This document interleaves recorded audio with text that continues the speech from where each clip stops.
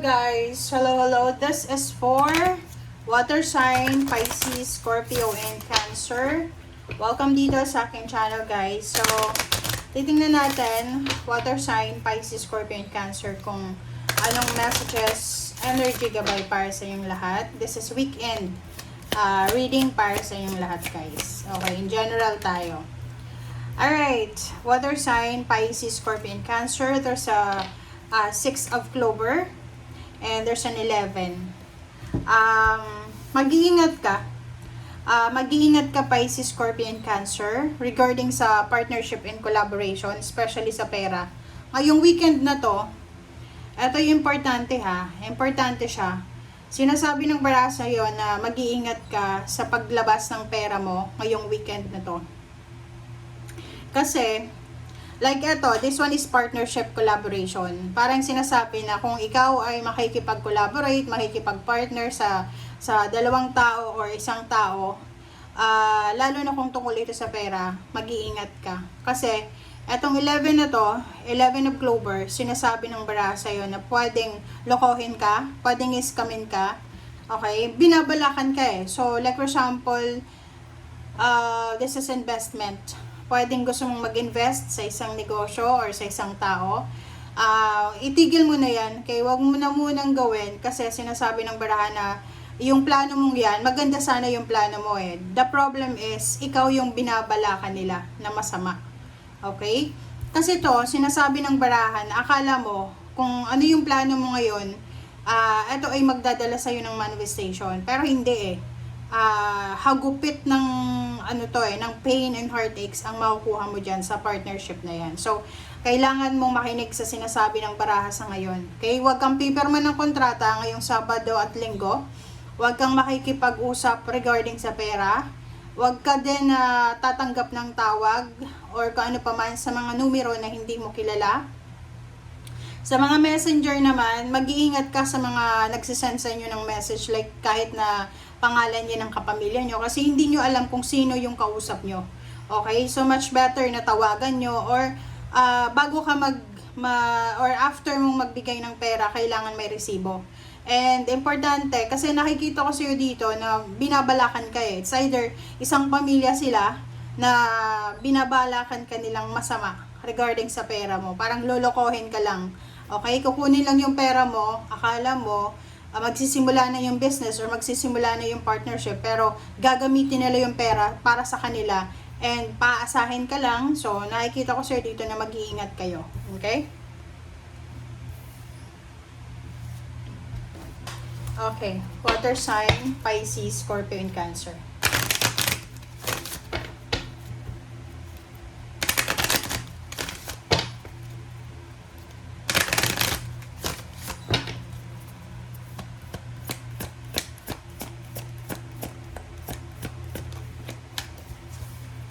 Okay, 'di ba? Poverty to, 37, 10.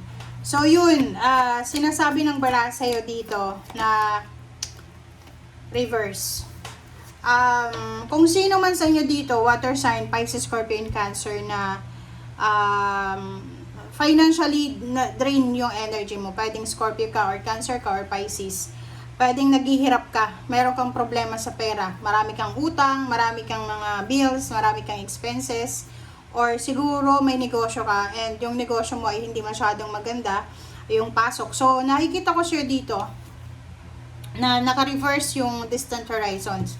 So, kung medyo kapos ka sa pera, yung 2 days na to, if ever may nag-offer sa'yo ng trabaho sa malayong lugar, wag na wag mo siyang tatanggapin. Okay? Wag na wag mong tatanggapin. Kasi sinasabi ng bara sa'yo na yung kontrata na yan, it's either fake yan, or pwedeng yan ay pagkakapirahan ka lang. Iskamin ka. Pagpaplanuhan kang lokohin. So, you need to be careful.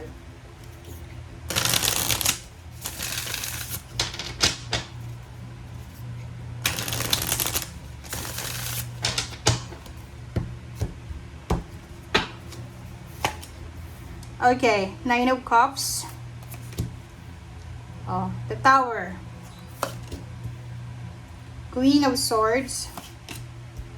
And 7 of Cups. So, kung makikita mo dito, water sign, Pisces, Scorpio, and Cancer, meron kang family events or family celebration na pinaplano. So maybe this is ano ba yan, birthday celebration, wedding anniversaries, or wedding, fiesta, or any occasion na celebratory, reunion.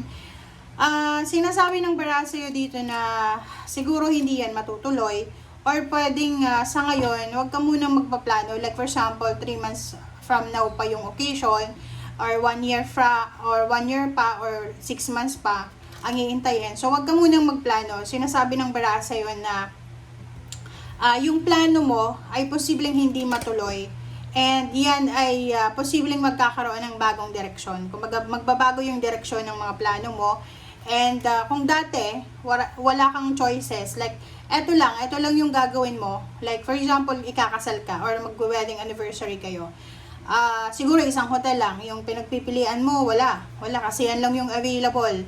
But sa ngayon, huwag ka munang ma-stress about dyan. So, kailangan mong mag-relax kasi may bago kang direksyon. Kumbaga may bagong direksyon na ipapakita sa iyo ang universe na, uy, water sign, ito yung mas maganda. Okay? Ito yung choice mo. Ito yung options mo. So, huwag tayong masyadong aggressive and impulsive sa mga plano natin.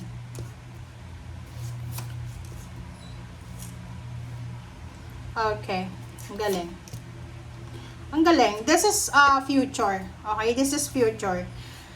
Sinasabi ng High Priestess na to na there's a hidden blessings or hidden, like for example, victory, success, hidden result, hidden outcome regarding sa trabaho. So kung ano man ngayon ang ginagawa mo, ano man ang pinagkakabalahan mo, ano ba yung rason ngayon kung bakit ka napapagod, kung bakit ka nagugutom, or kung bakit ka ba, yun, pagod. Yun yung rason kung bakit pagod ka ngayon. Sinasabi ng bara sa'yo na yan ay magdadala sa'yo ng positive outcome. Okay? So, nakikita ko sa'yo dito, pwedeng sa ngayon siguro yung trabaho mo ay medyo malayo, so kailangan mo mag-travel, so you're sacrificing. Pero sabi ng chariot na to, okay lang yan. Yan, hayaan mo lang, yung sacrifices mo na yan ay magbubunga din yan. Meron din dito, sinasabi na in the near future, possible na isang water sign, Pisces, Scorpio, and Cancer na kayo ay makakapagtrabaho sa malayong lugar. Okay, this is 9 of Swords, 10 of Cups. Oh, diba? Ang galing. Sabi ng bara sa'yo dito, another is water sign. Sinasabi ng bara sa'yo dito na yung rason ng sleepless nights mo, yung siguro ilang gabi ka nang hindi nakakatulog, sinasabi ng bara sa'yo dito, huwag kang mag-alala. Kasi yung kung ano man yan na rason na malungkot ka or nagbibigay sa'yo ng problema, ng stress, ng anxiety, matatapos din yan. Emotionally, you will succeed sa kung ano man to na burdens na to. Kay worries, stress, or kung ano pa man, panghihinayang, regrets, or whatever. Sinasabi ng bara sa'yo na sa 2 days na to, sinasabi na yung iba sa inyo dyan na marami kayong pinagdadaanan na emotional heartache, especially yung Scorpio and Cancer, sinasabi ng barahan na may rason para maging masaya kayo sa 2 araw na ito. So, kumbaga, maraming bagay ka na dapat ipagpasalamat or maraming bagay ka na dapat na gawing rason para maging masaya. Okay?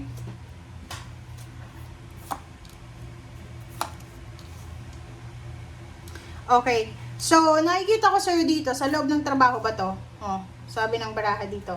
Sa loob ng trabaho, sa loob ng negosyo, or sa loob ng asosasyon or komunidad, kung ikaw ay nangangailangan ng tulong, may mga tao dito na posibleng makakatulong sa'yo. Or, sinasabi ng baraha sa'yo dito na kung napapagod ka na, especially sa pagmamanage ng finances mo sa pamilya, sinasabi ng baraha sa'yo dito na huwag kang matatakot na humingi ng tulong. And at the same time, huwag kang mag-alala na baka pagtawanan ka kasi hihingi ka ng tulong. Okay? Temperance. Napaka-importante ngayon Okay? Napaka-importante na magkaroon ka ng pasensya sa miyembro ng pamilya mo. Kung married ka, magpasensya ka sa asawa mo, sa parents, siblings, or sa kung kanino man. Kasi importante yung pasensya ngayon kasi Yung mga tao ngayon, mabilis silang magalit. Very sensitive yung mga tao sa ngayon. Lalo kung nasa Pilipinas ka, sabi, mainit, so kailangan mong maging sensitive din sa emotion ng iba. Kasi yung iba pwedeng high blood, yung iba ay meron silang problema sa pera. So, sabi ng Barasio dito, sa usaping salapi, kung nagpapatayo ka ng bahay, or may hinuhulugan kang bahay, or balak mong magpakasal, or kung ano pa man yan, huwag kang magmamadali sa linggong ito. Okay? Lalo na sa weekend na to, huwag kang magmamadali. Okay? Thank you guys. Bye!